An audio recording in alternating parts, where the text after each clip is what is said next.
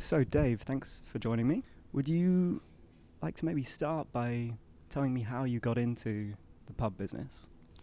Well, I was a chef by trade in Dublin in Ireland, and the place I was working was sold to a big consortium, and they switched from doing fresh food to frozen, and that wasn't my scene, so I kind of left. And I moved to England. I obtained a job in Poole in Dorset and decided that's where we needed to start a new life. I left my wife and kids at home and I travelled to Poole, but I never actually got there. I got as far as Luton and I ran out of money and I had to get myself a job. So I slept in my car for 3 days, got a job in the Red Lion Hotel in Luton, and worked from 6 in the morning till 12 at night. Wow. Obtained a 100% mortgage back then. Maggie Thatcher was in power and was giving out 100% mortgages. And so I obtained a 100% mortgage and got a house and brought my family over in August of that year. I came in January and they joined me in August of the same year. Which year was that? 1984. And then I got a job in a pub. The company was called Grand Metropolitan back then. And I got a job in a pub in Luton. And I was chefing as a Barnaby Carvery chef at that time. Mm-hmm. And they asked me would I like to run a pub. And I said, well, I've not actually done it before, but I'd be delighted to have a go. And they gave me a pub, and I've not looked back since, really, to be fair. Do you think there were particular skills that you were exhibiting that they picked up on? Well, I was obtaining a 68% GP on food. What does that mean, sorry? That means a 68% profit. Okay. Within the food industry as a carvery was unheard of. Okay. And they were making maybe 40% GP, 38% GP. I was doing 68. So the owner of the company. How were you doing that, Dave? What was your magic? I was a qualified chef. Yeah. I was a trained chef. Yeah. And like any business, the less waste, the more profit. Mm-hmm. And I was using... Back then they had turkey carcasses and things like that and leftover meats, and normally the carvery would throw them in the bin. I would regenerate them in a pie and give them as bar snacks on the bar. Cool. And of course that's all extra profit. Mm-hmm. And it's just being capable of doing that and knowing how to do it. When I was training as a chef in Dublin, they taught me how to carve. And what I noticed in England, nobody knew how to carve. So the owner of the company asked me to visit all his carveries, spend a week in each place, and train them how to carve meats and how to do exactly what I was doing in this particular pub to try and increase GP for the business. Yeah. So that's what I'd done for about 6 months. And the carving, the art of that is doing it in a way that means there's the most that you can use. Yes. Right. Okay. Absolutely. Mm-hmm. And it's been getting a consistency of a slice of meat, being able to cut the meat in the right way to get the most from it. Mm-hmm.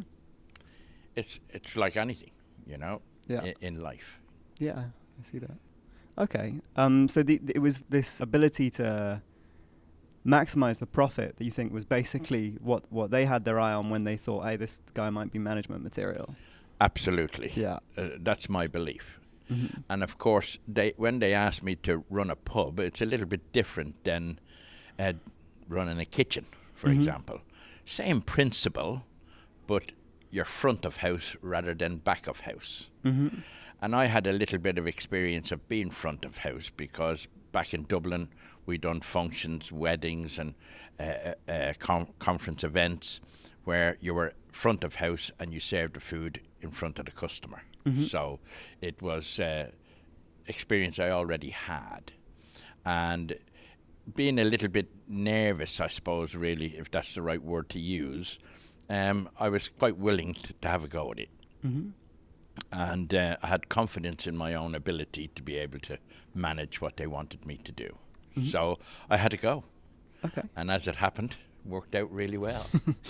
So do you want to maybe give an overview of the where it's gone from there, the different stages in your experience? Well, I run a couple of pubs in Luton and surrounding areas. I was in Northampton, I was in Bedford, and I'd done what they called back then was relief. Mm-hmm. So I went to this pub while the manager was on holiday, or in one particular pub I was in, the manager had broken his leg, fallen down the cellar, and of course I run the pub for him while he was recuperating. Uh-huh. But then after about 6-7 months, I got a place of my own. Just about that previous experience, was it that were these pubs that you sort of temped in the manager position, were they all owned by the same organization? Right. Yes. Okay. Yeah, all owned by the same company. Okay. So I suppose my title back then was relief manager. Uh-huh. And I think it was just to give me experience, because back in the 80s you didn't really have training facilities where they'd take you and do training. You'd done in-house training. I see. When I took over my first pub, it was quite an experience. It was a big venue, and we had 5 discos a week, and you had to queue to get in the pub, and wow, really, really busy. And of course, they paid me really good money back then. Mm-hmm. But then I'd done the business for them, so. Mm-hmm. Okay. Do you want to just say a little about maybe what it's like? What is it like being a pub manager? What does that job involve? Well, it's 24/7. Uh-huh. And of course, it's like any trade. If you put into it, you get out.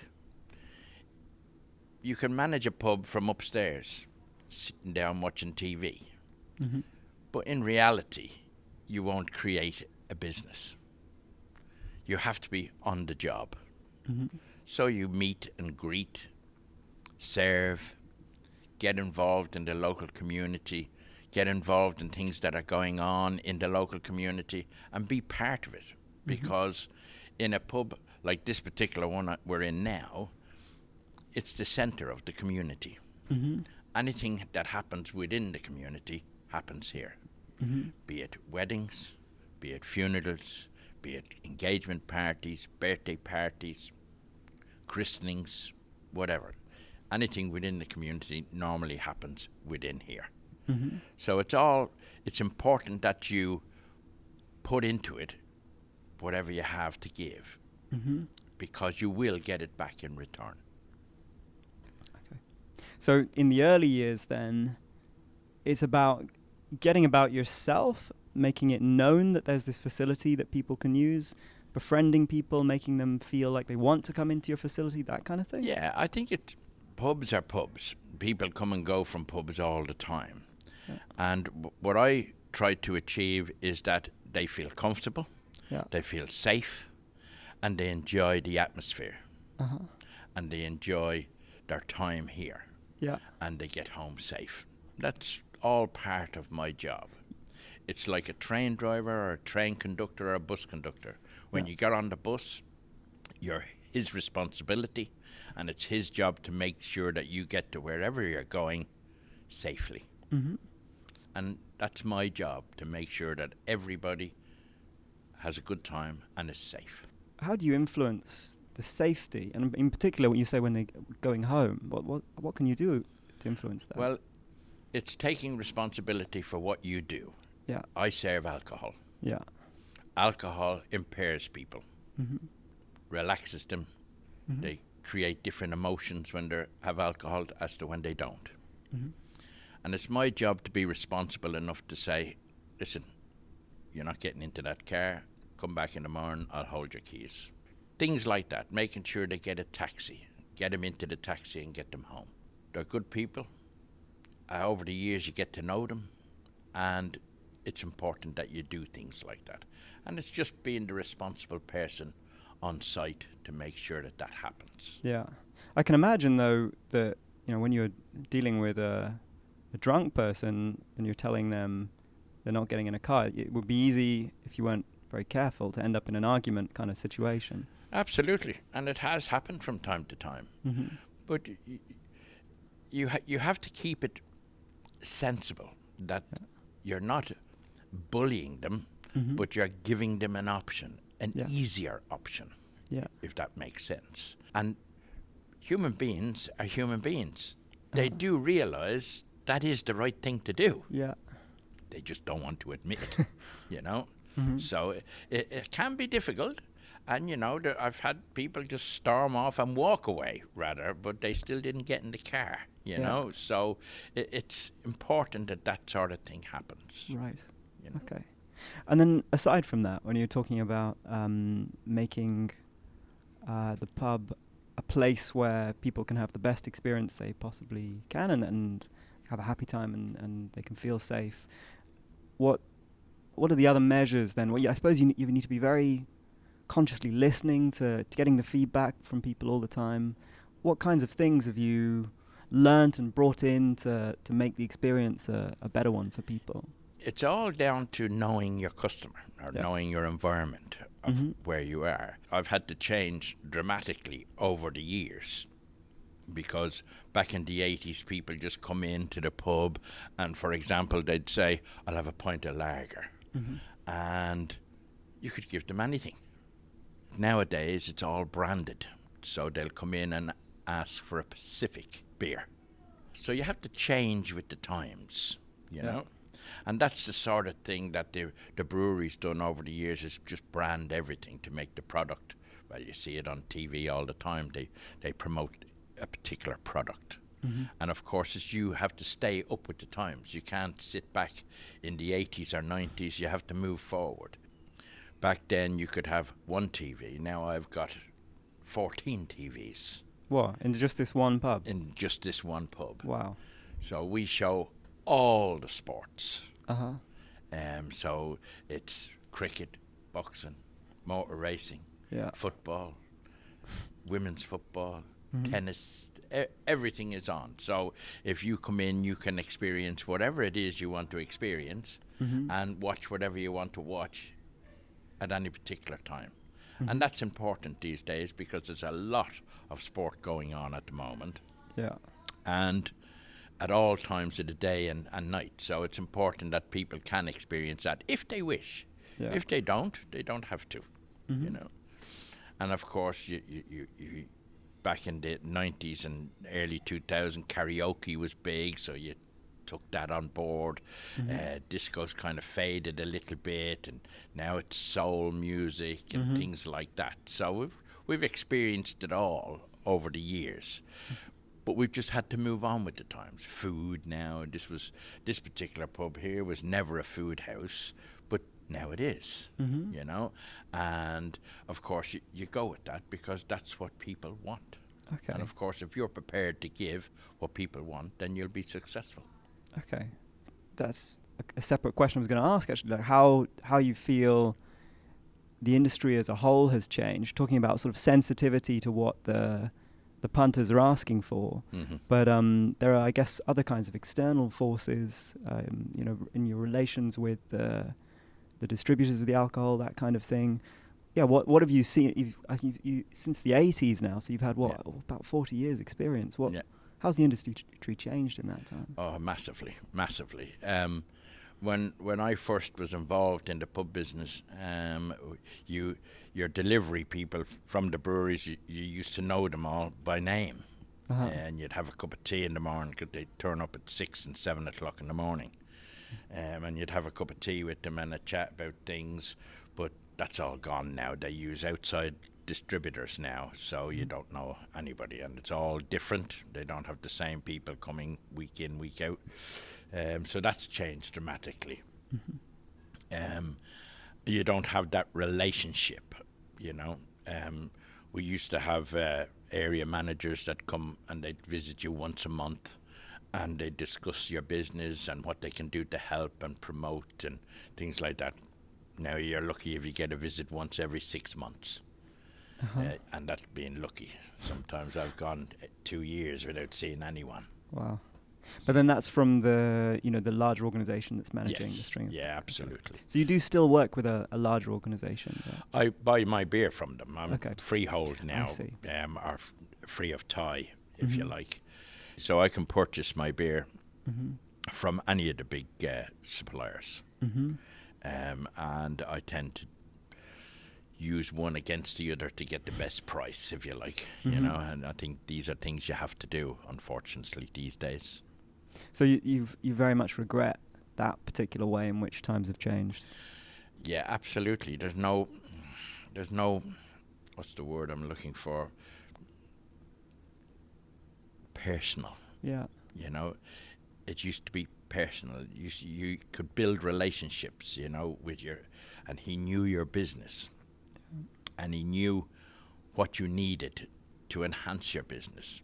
But now it's very difficult because they come and go so quick that you can't really develop any relationship with anyone. And of course, nowadays they're all so busy, they can't even get time to pick up the phone to you. So it's difficult and changed, but you know, you have to move with the times, unfortunately. It's the way of the world at the moment. Yeah. The economic climate demands it really at the moment. So it doesn't mean it'll always be like that, but Sure. who knows? You don't think just a few changes and we could realistically go back to a situation like that? I don't think so, no. Not in the 21st century, I don't think. No. People's demands are more now than they were back then. People were satisfied with a certain amount, but now they want more. They want better value for their money. They want more entertainment for their money. They want more, you know, and that's the way of the world, unfortunately. And the cost of that is a certain speed of interactions on your side that allows for a more personal approach. Yes. The efficiency. It's the efficiency that comes at the cost of personal interaction. Absolutely. You know, and you with electric companies, for example, they brought in smart meters and supposed to enhance your bills and, you know, cut down your usage at certain times of the day. Well, it's the same in the pub business. You have to adapt. And you have to do what's necessary within your own business to make sure that it's viable, that it works, that you have the right amount of staff on at any given time, that things are switched off when they're not in use and things like that. So it's all important because it all adds to your costs, which in turn adds to your business success or failure. You do hear on the news about, you know, pubs closing down at quite a rate, a lot of challenges that the business is facing.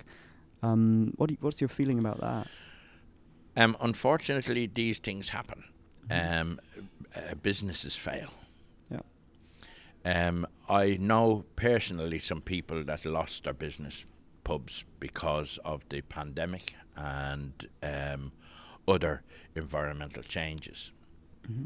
And I think, whilst I feel sorry for them, I think sometimes, not all, but sometimes, they fail to stay up with the times. They've failed to move forward and reinvent their business, if that makes sense. You have to move with the times. You have to keep your standards up, and you can't let that fail. And because people notice things like that, and it could be as simple as serving a drink in a dirty glass. It could be as simple as that.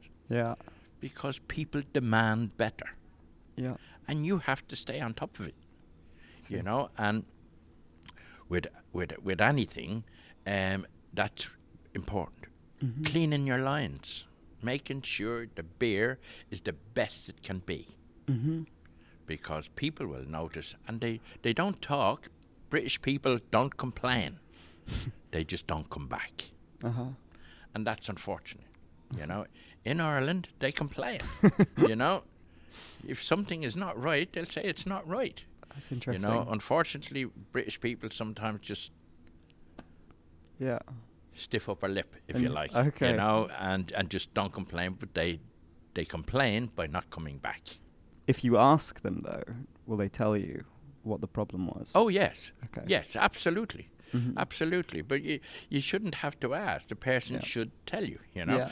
Yeah. Me personally, if I served a meal and somebody just didn't eat it but didn't complain, I would ask, was anything wrong? Yeah. And they would say, no, I just don't feel well, or I'm full up, my eyes are bigger than my belly, or something to that effect, you know. But I'll ask. Where a lot of people won't. Right. They'll just take the plate away, leave it, you know. And it's important to ask. Yes. Okay. So on the whole, then, you don't think it's, you know, some people might say the age of the pub is passing, but you don't believe that. It's just got to evolve. No, I don't believe that at all. I think, yes, you're absolutely right. It has to evolve. And it's different environments you got to create. Mm-hmm. And we just celebrated our 30 years here in this particular pub a couple of weeks ago. And you couldn't get in the door. It was mobbed. And we had a live band on, and we put food on, and we had party balloons and everything like that. And it was absolutely fabulous. Mm-hmm. People talked about it for weeks after. And that's important. You know, it's important to create that atmosphere. Right. So would you say even that overall you think it's a good direction the pub industry has been going in? On the whole, yes. On the whole. There are bits and pieces that disappoint me over the years, because you see the standards dropping so badly, you know. And that runs throughout the whole industry, you know. It's the standards from when you get your deliveries, from your beer orders, from everything, that you want the unavailability of products, the unavailability of your delivery schedule, you know. Just everything within the industry is starting to fall apart, if you like, in my opinion, because they ain't got the people doing the work. They just ain't got them. Is that just very recently then, the last sort of 5? That's in the last 12 months. 12 months? 18 months, yeah. Wow. So no hint of it before then, really just the last 12 months? The last 12, 18 months has been very poor, delivery-wise, product availability-wise, standards overall, you know. It's like, I find it very difficult to get staff. Yeah. They're just not out there, or they're not available to work, or don't want to work in this industry, because, let's face it, it is unsociable hours, but it's only unsociable hours as long as you want to do it. You don't have to work the unsociable hours, but you need to work, in my opinion. But I use it as a way of life, so the unsociable hours don't bother me at all, because I enjoy the atmosphere, I enjoy the experience. Yeah, I see. Yeah. But it's always something different. Yeah. But so that's, you know, that we hear that there's an unemployment problem as well. And then, you know, you're telling me, and I've heard it from others as well, that you've got the jobs to offer, but people don't want to take them. No. No. That's slightly bizarre, isn't it? Well, it is, but you have to understand the reasons for that, and there are some. In this country, the unemployment benefit is lucrative. Okay. And you probably get in the region of 25, 30 hours in unemployment benefit pay. And then they're asking you to go to work for 30, 40 hours and for an extra 10 hours pay, 15 hours pay. And there's not a lot of people want to do that, because they not only get the pay, but they get the benefits that go along with that, which is reduced rent, council tax, things like that, food vouchers, whatever they get. Yeah. Family credits, there's all sorts of stuff out there, which is right, but unfortunately to the younger generation, they look at it and they say, well, I get this for doing nothing, I get that if I work 40 hours a week, you know, and they don't see the comparison. Do you think maybe also there's I can imagine I can imagine somebody in that position, but I can imagine them thinking, well, okay, if I take this job now, it's to begin with, it's not going to be so much better for me financially than if I do no job, but it's the start, right? It's the start. I'm on a ladder. I'll be able to climb. Give me a few years. I'll be earning a lot more than I am now when I'm doing no job. Do you think I imagine in some professions, or I've heard that in some professions the ladder has broken down to some extent. It's harder to climb. There are more qualifications involved. There's more investment that's involved financially to start climbing that ladder, and that's an obstacle to people. Is that true of the pub business? You think? Absolutely. Right. You can take my own experience. Mm-hmm. I come from a family of 9 surviving children. I wore my sister's shoes because they were hand-me-downs. We didn't get everything. We were a poor family. Mm-hmm. Now, today, the parents buy their children £100 shoes. Mm-hmm. I've seen it with my own eyes. £100 shoes for a 4-year-old child. It's ridiculous. The younger generation, as in teenagers, they wear £100 shoes. And they don't do anything for it. Mm-hmm. And that's the problem with the parents. You know, my parents, if I wanted anything, I had to work, and I had to work damn hard to get it. Mm-hmm. Because it'll be as simple as, listen, if you want them, you pay for half, I'll pay for the other half. Mm-hmm. So if it was £50, I'd have to earn £25, and she'd put 25, my mum would put £25 to it, and I'd get what I wanted. Mm-hmm. But unless I worked for it, I wouldn't get it. Today, I think out there, they get far too much for nothing. Mm-hmm. And as long as that's bred into you growing up, it's very difficult. If you ask any of the trades out there, plumbers, electricians, carpenters, there's very few apprentices. Yeah. And they normally stem from within your own family. So if the father is a bricklayer, then the son will be an apprentice bricklayer. But there's very few others coming into the industry. Yeah. And of course, a lot has to do with that. When the young people go to work, they want to earn money there and then. Yeah. Whereas as an apprentice, it's very low paid, but you're learning. And of course, once you learn, you can earn lots of money. Yeah. Certainly as a plumber these days. Right. But the young people, 18-year-olds, they want the money now. Yeah. And, you know, you can't do that. You have to learn first. So they'll go and they'll work in a factory or warehouse because they'll get better paid.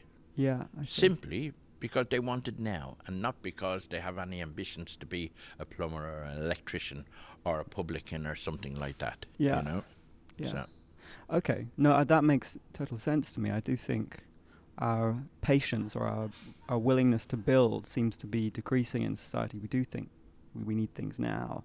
That is my impression. But I was also thinking when I asked the question about, like, my father is a chimney sweep, and so he's in their trade. They're experiencing this problem with young people not coming into it. But he says one of the reasons for that is, you know, back in his day, it was also in the 80s when he became a chimney sweep. It was very easy to enter the trade. But now there's all sorts of paperwork you need. There's qualifications. They're difficult to get. It costs a lot of money. You have to invest a lot of money to really get into the trade, and especially to start moving up in it. Mm-hmm. And so I wonder, is there something similar going on in the pub business? Is it harder to climb the ladder now than it was before? I don't think so. Okay. I really don't think so. When I joined the trade, I had to go through a training course, as I explained earlier, from pub to pub for about 6-8 months. Mm-hmm. Today, you can get your license and go straight into a pub. No training whatsoever. Wow. And that's, for me, is part of the problem. How do you get your license today then? You apply to the courts or to the local council nowadays. Back in my day, you had to apply to the court, and you had to stand in front of a court or judge and explain your life story, and the police would be there, everybody would be involved, and they'd say, yes, you're a fit and proper person to hold a license. Wow. But now the whole thing has changed. The council now give out the licenses, not the courts or the police. The police are involved to a certain extent, but not as much as they were back in my day. and you get issued with a personal license nowadays, and that allows you to run a pub anywhere, as such. And of course, I had to do, as I told you, 8 months training. Now you don't need any, you know. Wow. If the brewery give you some training, you're lucky, but normally they just give you the keys and say, go in and run that. Okay.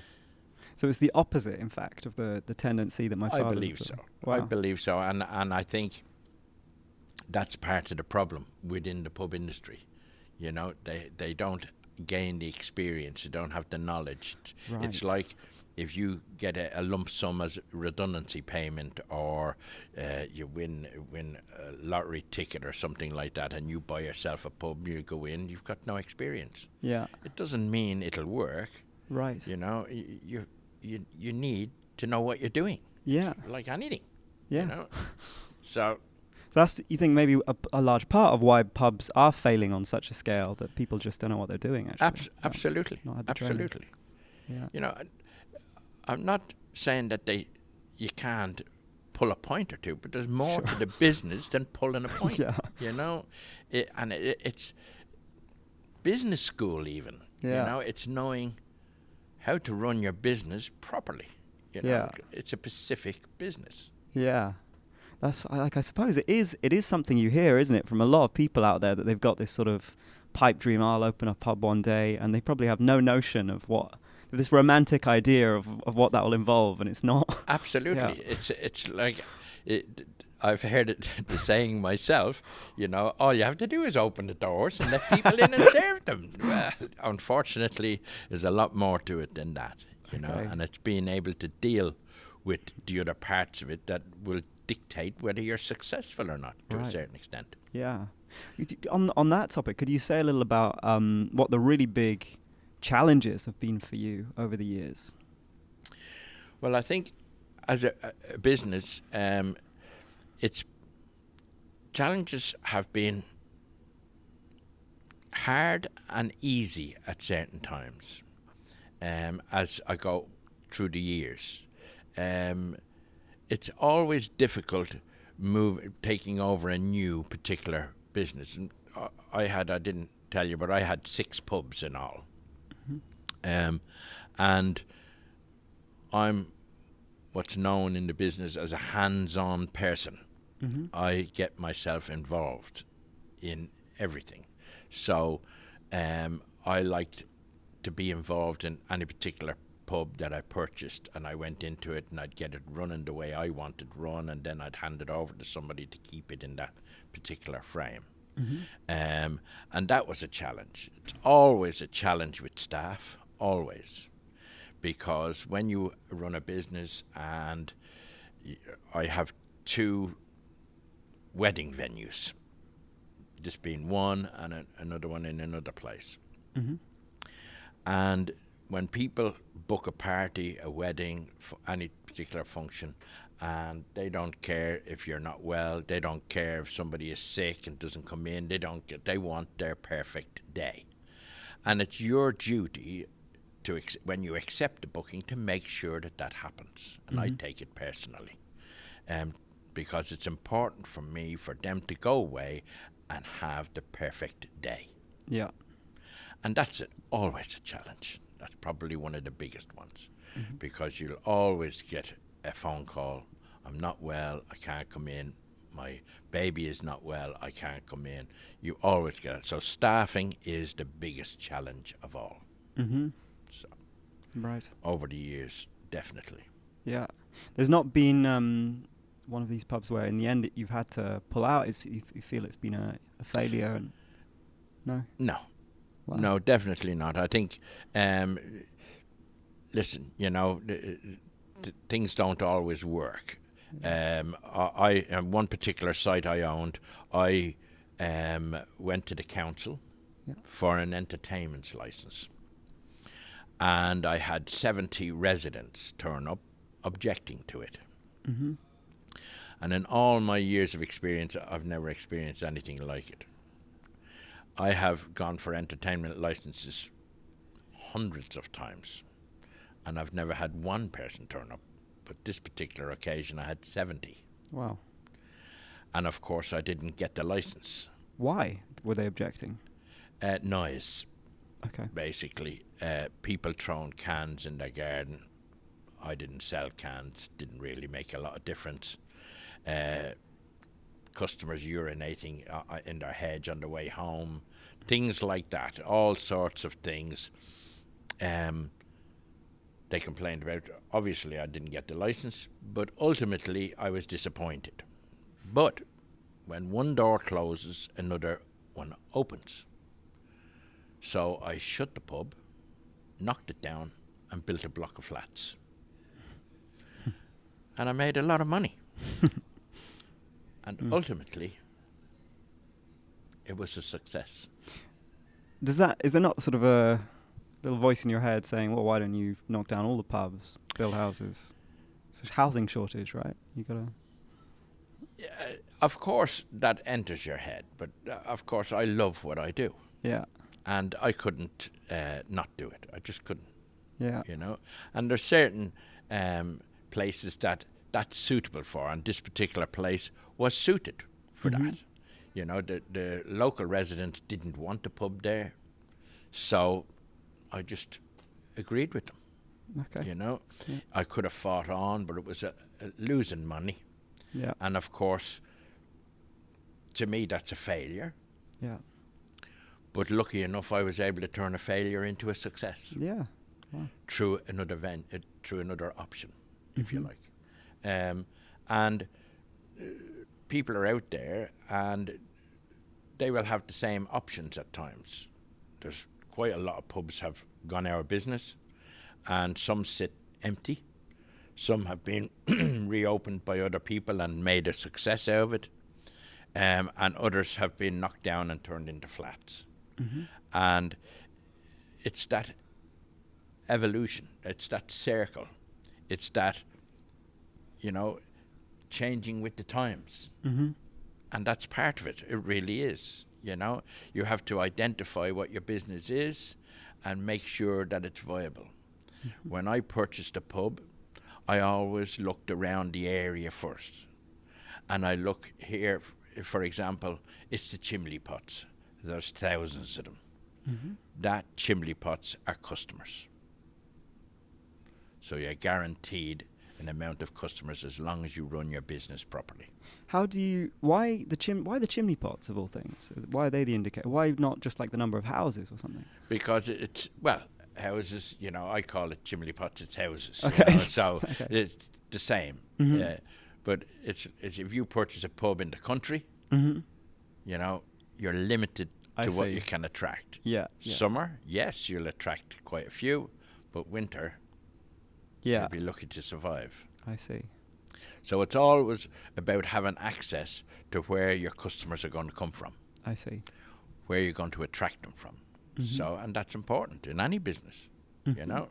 It's the same if you open a factory, you have to have customers. You have to know who you're going to attract as a customer. Yeah. You know. And if you're an electrician or a chimney sweep, you know, chimney sweeps today have to go all over the country. It's a really specialized job nowadays. But back in the 70s, 60s and 50s, you know, every household had a chimney. Yeah. You know, not nowadays. So he had to adapt with the times. And now it's really specialized because there's a lot of big chimneys you have to be able to do. Yeah, definitely. I mean, you're in, you know, you say about having an eye on where the customers are coming from. You're in very sort of multicultural London. There are some demographics, I suppose, you know, some large communities here which you wouldn't expect to come to pubs. Do you have to sort of pay attention to the like cultural demographics that are surrounding you, or do you have the hope that no matter what sort of ethnicity they are, no matter what religion they are, you can put on a venue that will draw them in? I already have. Yeah. I already have. And different parts of the community want different things.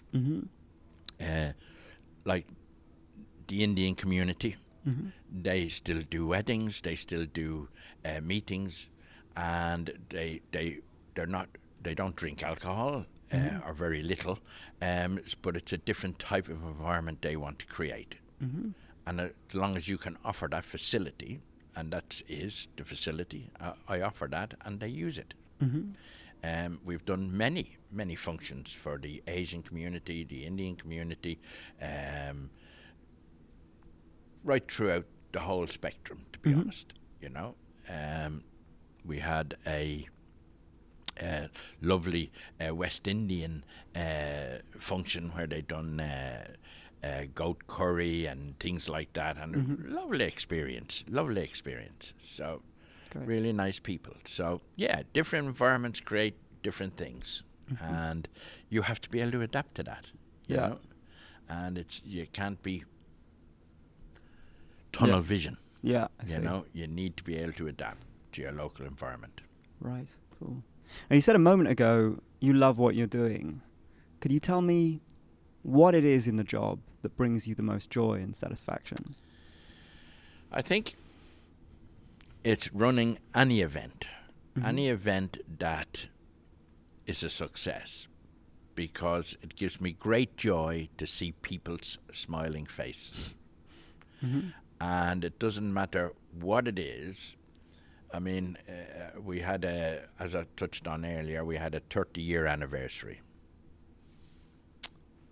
I meted and greeted everyone, and I said good night to everyone as they left the premises. And I had a smile from one ear to the next, because they all enjoyed themselves immensely, and they left. And the thank you cards I got afterwards just puts the icing on the cake.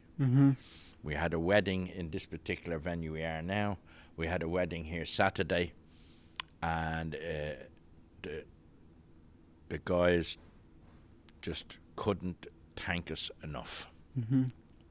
Everything was just absolutely perfect for them, from their food to the music, everything. Just absolutely perfect. And of course, they thanked all our staff. They sent us thank you cards, and they left a drink behind the bar for all the staff and everything like that. So Wonderful. Things like that is what gives you joy when you take on a function and you run it successfully and the client appreciates it. That really gives me great pleasure, because then you know you're doing it right. Yeah. So that's what gives me the most pleasure. It's seeing people's faces with the joy and happiness placed upon it. Cool. And is there an element of the job that, in contrast, you wish you could do without, that gets you down? And like anything, there's always elements in all jobs that you could do without, the stress and the strain of it all. In my particular case, I touched on it, I had 6 pubs, and then I had a couple of strokes, and that was brought on by stress. The stress was brought on by human beings not taking responsibility. your staff, you mean? Yeah, absolutely. And I made the decision then to offload some of them. Today I only have 3. And I'm not stressed at all, thank God. But just, it's when you have 6, it's being able to stay in touch with all 6. There's not enough hours in the day to stay in touch, Yeah. And then you leave one for a day or the other for a day, and then you go back and this person hasn't done their job and this person hasn't turned in, and so on and so forth. What I touched on earlier always lets you down, and of course that creates stress, because you still need to run the business, regardless of who doesn't come in or what doesn't happen, so that responsibility is put back on you, and of course you have to do that, so, and that can be very stressful, as it was. So Yeah. Do you find it difficult sacking people, for instance? That's a good question. Do I find it difficult? Not really. In certain circumstances you would. Definitely. I'm a human being. I have a heart. Right. But in other circumstances, I've known that the people already knew it was coming. Yeah. It's like anything. uh, when you're doing a job, and you know that you're not doing it properly, but you continue to do it, then you run that risk all the time. Mm-hmm. And you know it's coming, you just don't know when. Mm-hmm. Because I always say to staff, and especially handling cash, I might not catch you first time, but I will catch you. Mm-hmm. I'd rather you ask and I'll give it to you. Mm-hmm. But if you take it and I catch you, you're gone. Mm-hmm. And I'll prosecute. Right. So you be upfront.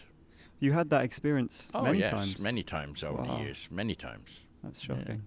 I think I've gone through the whole spectrum of everything. I don't think there's anything that could surprise me nowadays. Yeah. And that's a fact. Are there a few other bizarre or extreme ones you'd like to share? Yeah, absolutely. Absolutely. All sorts.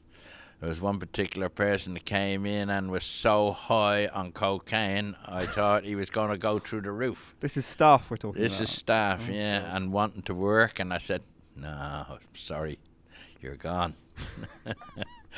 It's all sorts. And I've heard every excuse known to man. I'm telling you, nothing surprises me in this game. Nothing. So it's a case of, you have to take it. Sometimes, I've reared 3 children. I've got 8 grandchildren. So I know the pitfalls, you know. And if people are honest with you, you can be honest with them. Yeah. Listen, if you want time off, no problem. Yeah. We'll sort it. Just give me some notice so I can get some cover for you. Yeah. If you're going to be ill and you're due in at 4 o'clock in the afternoon, let's say, and you're ill at 9 o'clock in the morning, tell me. Don't tell me at 5 to 4, which they do. Yeah. They ring you at 5 to 4 and say, I'm not well, I won't be in at 4 o'clock. And it gives you very little time to organise something to cover. And of course, that's a problem. As I said earlier, I raised 3 kids. I know there's pitfalls in kids. I have young ladies working for me now. If the school phones and said, look, you have to pick up your child, your kid is sick, they have to go. That happens, Yeah. But we have a plan and action as to what happens when that particular event happens. And it has happened many times, but that's what happens when you have children. Yeah. So, but you have to adapt to it and you have to get on with it. Job still needs to be done. Yeah. So we get round that. So do you think now you've developed a very good ability, even when you're like interviewing someone for a job, to suss them, to think, this is the kind of person who can rely on? Yes, absolutely. You do. You get to know characters. Yeah. Personalities. Mm-hmm. And that's important because to work behind the bar or in this particular business, you have to have a personality. Mm-hmm. You have to be outgoing. You have to be approachable. You have to be all different types of things. And of course, that stands out in your personality when you come for an interview, as to how you present yourself, how you answer a question. Yeah. It could be as simple as that, you know. And it's very easy for me now. Not back in the day, I tell you, but now it's quite easy. You learn over the years, and you never stop learning. Yeah. Okay. Cool. And of course, as you go through the generations, they change. Yeah. So. You mean the signs of what would be the right kind of employee change? Yeah. Absolutely. Yeah. I mean, when I first started interviewing, you'd never see a piercing. Nowadays, the girls are pierced and this and that. And don't bother me, But it's simple as that, Right. It doesn't. Their character is still the same. Yeah, I see. And that's important because you have to have a certain type of character to get on in this business, I see. Yeah. Okay. How do you think working in this business has shaped you as a person? Like the way you think, the way you interact with the world? Well, I'd always like to think that I had a bubbly personality. Mm-hmm. Back home in Ireland, we were brought up that way, you know. With 9 children, it was difficult in a 3-bedroom house. Mm-hmm. You know, I have 6 sisters and they all slept in one room. Mm-hmm. Nowadays, kids want their own room. Yeah. And I suppose that helped shape me as a person to interact with other people. You know, we had one toilet between 11 people. Wow. You know, people would be tearing their hair out nowadays if that was the case, having to queue for the toilet in the morning. You kidding me? But I think that sort of thing helped shape me originally, you know. Yeah. And I think going forward, looking at it, the pub business has definitely shaped me because you meet all types of people. Mm-hmm. And it's very interesting, as long as you are open to it. You don't get the dreaded tunnel vision. You just have to leave yourself open to that. And they're different cultures, they're different atmospheres, they're different people. Everyone is different, everyone. But if you treat them with respect, if you treat them with dignity, then you'll get that back in return. Mm-hmm. And I think that's important, you know. But being open to individuals helps shape you as a person because you see all sides. Yeah. And that's important, you know. Mm. Do you have much contact with other pub managers? Is there much of a sort of community? Not as much today as I did back in the 80s, 90s, and 2000s, to be honest with you. A lot of my friends have died and left the industry. Mm-hmm.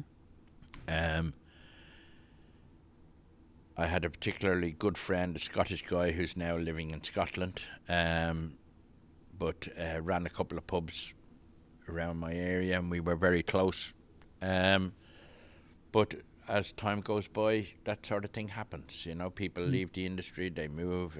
Another couple of friends moved to Spain, things like that. So it's an industry that's changed over the years and dramatically. And the people that are involved in it now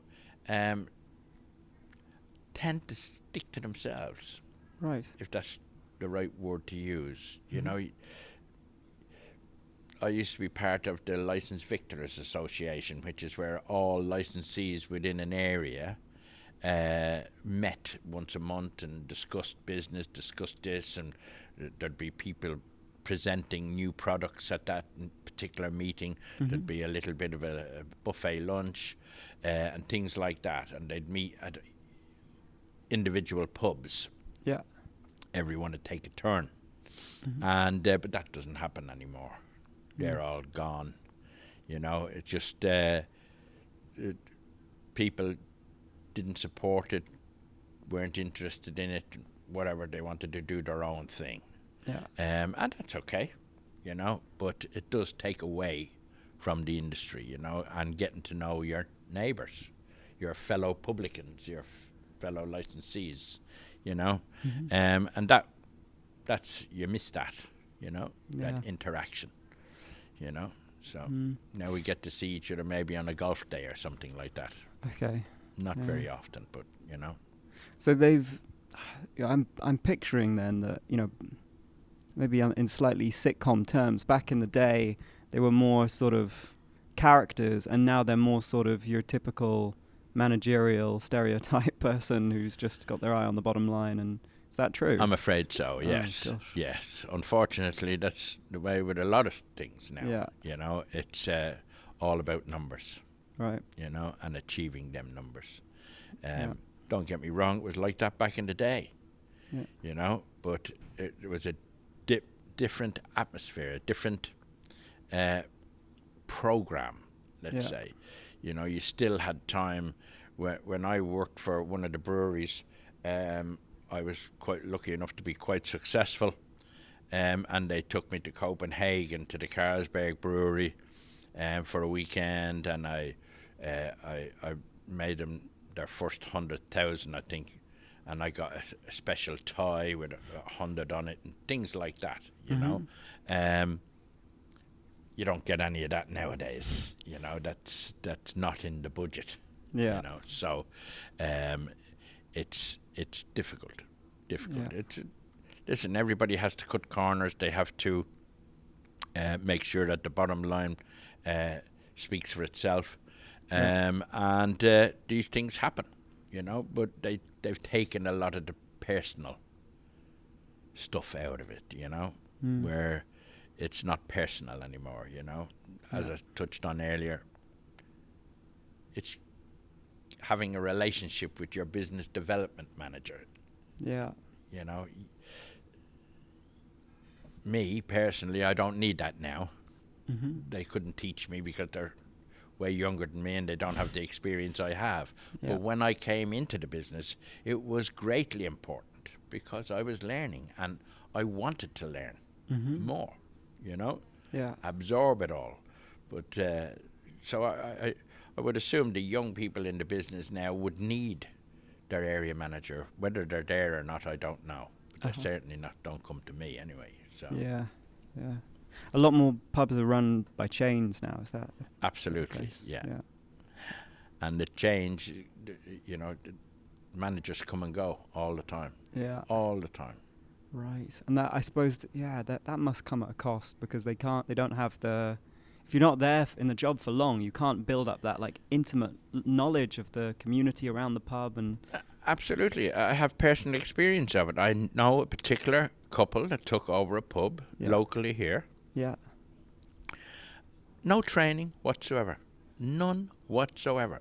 Took over a very difficult pub and failed. Yeah.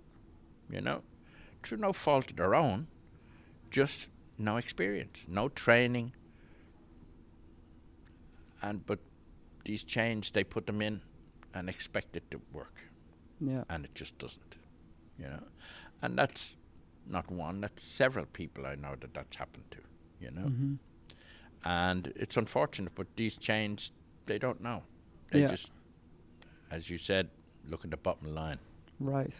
And you think like, you know, that what I'm hearing, it's making me think that that's so crucial to success. And I mean not just the bottom line, but a deeper kind of success where, as you've described it, you're providing something vital to a community.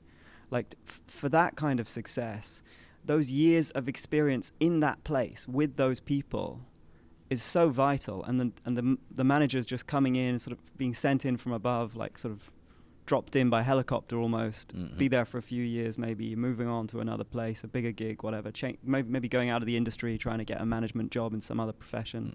Like that doesn't allow, I suppose, for that deep local knowledge, which is so vital. Am I thinking along the right lines? You are indeed, absolutely, yeah. And that is, in this particular venue here where we are, I know all of them. I know their parents. I've watched them grow up. Right. You know, and that's, you can't buy that. Yeah. You just can't buy it. You know, that's vitally important. And these chains, they change them quicker than you can blink. You know, I've seen people in jobs for 6 months and they're gone, there's a new one. I've known 5 new managers in a year. You know, it's ridiculous at times. Yeah. You know? But if you want a successful business, and you want to be part of a community, then that's exactly what you must be. You can't bit and choose, you know. Yeah. 6 months here, 6 months there. That's all right if you're training. Yeah. But when you settle down, that's what you need to be, part of the community.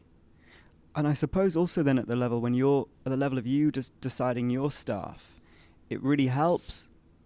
It would be ideal if the barman, for instance, was somebody who was going to be there for a while, and then the customers can develop good relations with the barman. But I guess often barman, there's quite a high turnover with them too. That's difficult to avoid, I would guess. What's your Yeah, absolutely.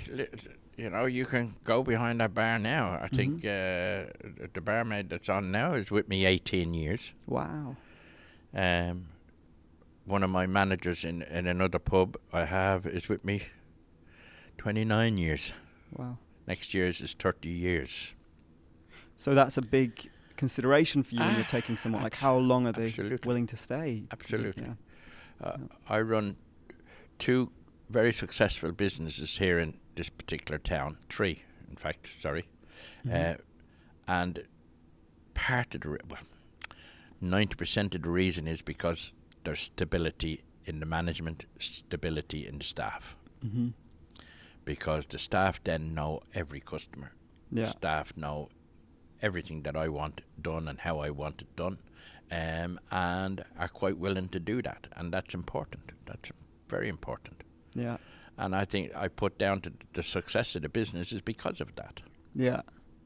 Someone might, you're talking earlier about you need to move with the times, and someone might say this is a way, you need to find ways of working with a fast turnover and with people not being, but you'd say no, actually that is the core of the business. That's one thing we can't accept will change with the time. Is that right? There's certain parts of the business that will happen to, but the Yeah. core has to be stable. Yeah. Now, a lot of pubs out there pay minimum wage. Yeah. That's what they do. The industry as a whole pays minimum wage. I don't. I pay minimum wage to starters, new people, learners. I pay my staff a lot more than minimum wage, and that's important. Yeah. Because they're worth more to me. They're worth more to the business. Yeah. And they're very valuable. Of course, other industries will do the same, I'm sure, must do the same.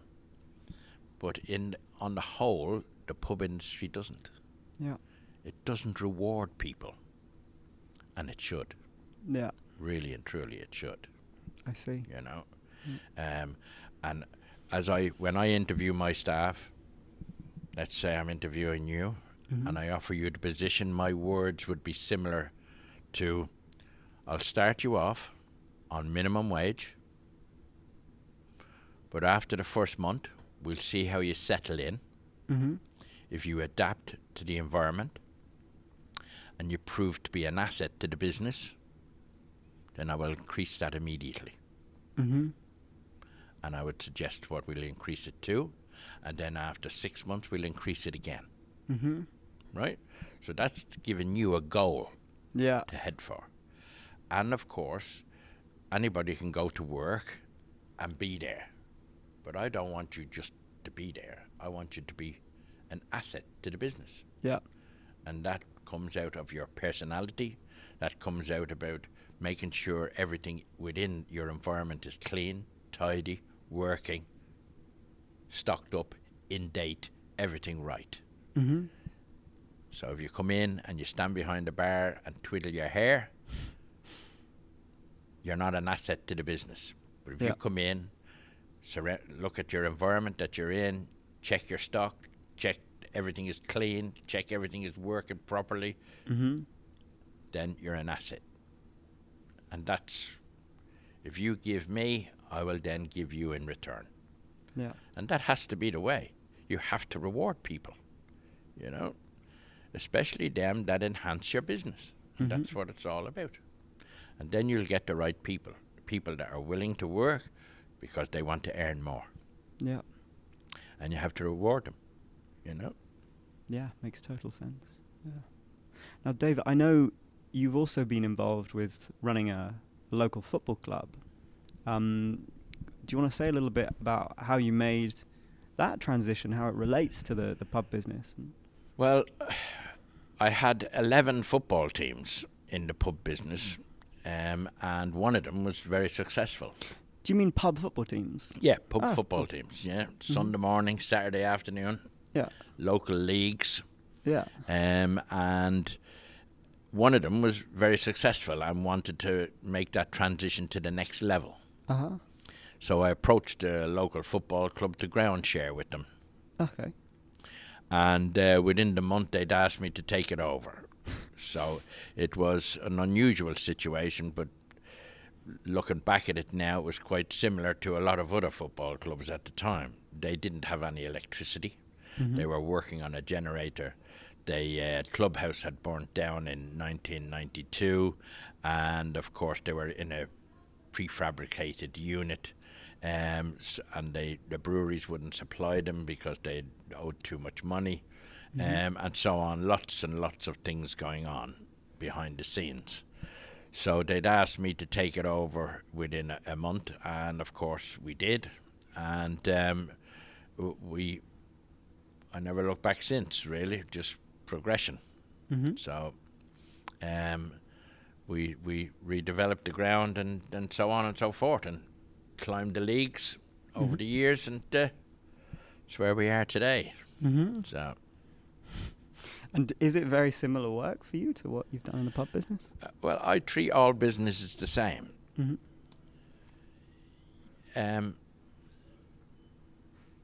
You can only put so much money into something before you get a return. And if you don't get that return, you can't really continue to put it in. It doesn't make sense unless you have a bottomless pit of money. So we didn't. So we had to balance the books, if you like. And for every investment, there had to be a return. So the first thing we done back then was rebuild a clubhouse. We cleared the site, built it back on its same foundation. And that was a business investment, because that was a huge room and still is today, and it's probably the best wedding venue in Hertfordshire. Oh. Then we done certain other things within the ground to just redevelop it and step up the leagues, and of course it's been a success. And we continue to do it today. I'm 25 years there now at the moment, so and still going, so we'll see how that ends. Cool. What, maybe in conclusion then, do you want to say just a few of your proudest moments, proudest achievements, and then for the future, what you're looking at? One of the probably proudest achievements was getting promotion to the National League South. That was 6 years in the trying, and we'd already made it before, but didn't get promoted on facilities at the site. Right. So that was disappointing. That was one of my, let's say, poorest moments, I suppose. Because the reason they gave us was aesthetics. And for those of you that don't know what aesthetics is, it's paint, really. It boils down to appearance. Yeah. Which was very disappointing to us as a football club. But one of the proudest moments was getting promoted into the current league we're in. And I've experienced that a couple of times, and it's been really brilliant. We had a 3-day party, and it was fantastic. We went to Spain for 5 days and things like that. So the whole we really team celebrated. Yeah, the absolutely. Wow. Yeah, absolutely. And of course, I always have highs and lows in this particular business and in the pub business, because you get a high. As I said, the wedding I done here Saturday was a real high, because everyone, it was really packed. The garden was packed, in here was packed. It was a real high because everybody had a great time. Everyone, and most important, the couple who got married couldn't stop thanking us how wonderful it was. So, and that is a real high for me.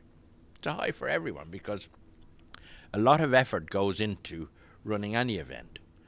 And as long as you get some joy from that, it's brilliant. A football club yesterday, I had a presentation for youth teams. And it went on from 9:30 in the morning till 8:30 last night. It's a long day. It's tiring. It was very hot. But it was brilliant. It went well because everyone shook my hand, thanked us for putting on a lovely, lovely environment and presentation. absolutely brilliant. And that brings you to cloud 9, because people appreciate what you've done, even though my feet were killing me. But there you go. That's life. Mm-hmm. So, cool. And for the future then?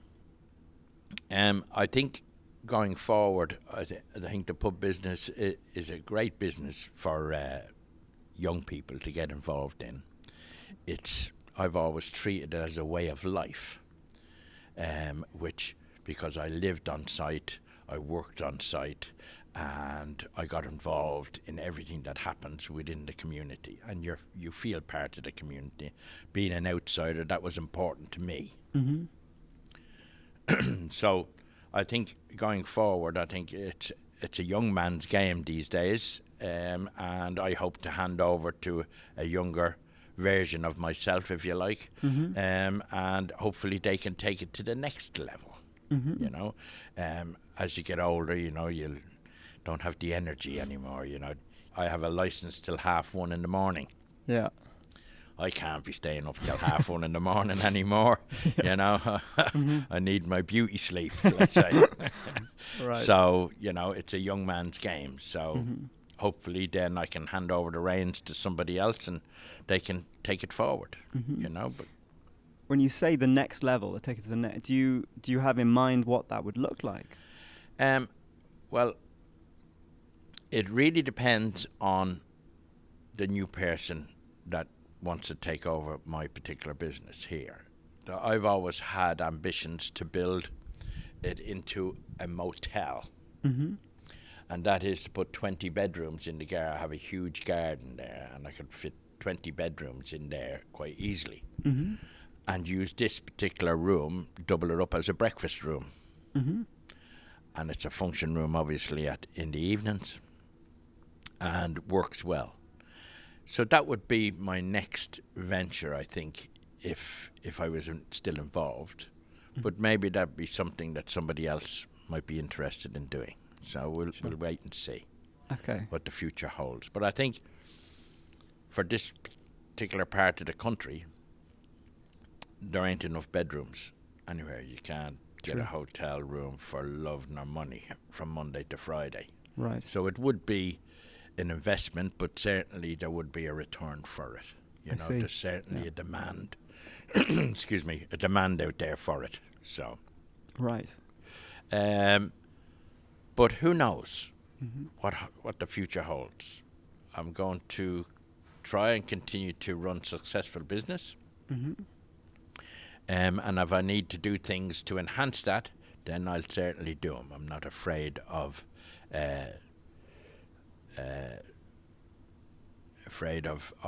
trying something new, mm-hmm. if that's the right word to use. Cool. So, yeah, I'm looking forward to it, because I'm sure there'll always be something new. Mm-hmm. It's like I say to the bar staff, you will meet new people every day.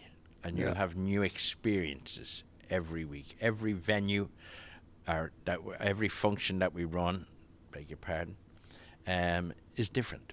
Mm-hmm. Because you have to do certain things for funerals, you have to do certain things for christenings, you have to do certain things for weddings, you have to do certain things for birthday parties. So it's all different, mm-hmm. And you as a human being have to adapt to whatever environment you're in. Yeah. There's no point in somebody getting married and you coming in being down. You have to be smiley, you have to be, on your game, and participate within that. Mm-hmm. Make them feel welcome, make them feel part of what's going on. Yeah. And that's important to run any business. Yeah. I'm just thinking back to when you were saying about the importance of rewarding people as well, and that you pay above the minimum wage, particularly as they progress and they show themselves to be assets. And you were saying that's not the norm in the industry. And not in my experience. So what I wonder then is, like, do you know that you're personally making a sacrifice? And I imagine as an owner, you could choose, right, I'm just going to milk this. I'm going to take as much profit as I can. I'm going to live the luxurious life. Are you conscious of having to kind of give up something of that to make the business work optimally and to reward the people in the way they deserve to be rewarded? I think if you really want to be successful at this business, Yeah. yes, you will get the individuals that want to milk it for all it's got and get the hell out. Yeah. I'm in for the long game. Yeah. And when you're in for the long game, you have to invest. Yeah. And investment is very important, not only in infrastructure. Invest in people. Yeah.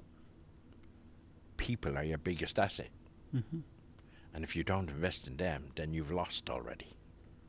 You can build the biggest building and make it the most beautiful environment. But if you don't invest in your people, you'll have nothing. You'll have a shell. And people are your best asset. Mm-hmm. And it's important. And a lot of publicans and other businesses forget that, Yeah. you know. And you can see it yourself Mm. in as simple as going to the dentist and the receptionist. Yeah.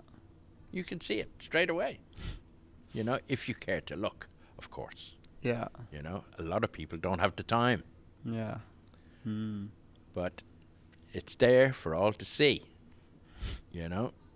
You need to invest in people. Right. Well, that seems a fairly good note to end on. I don't know if there's anything else you'd like to say. No, I think it's been very, very enjoyable, very interesting. Yeah, for me too. Yeah. Thank you very much. Thank you, Dave.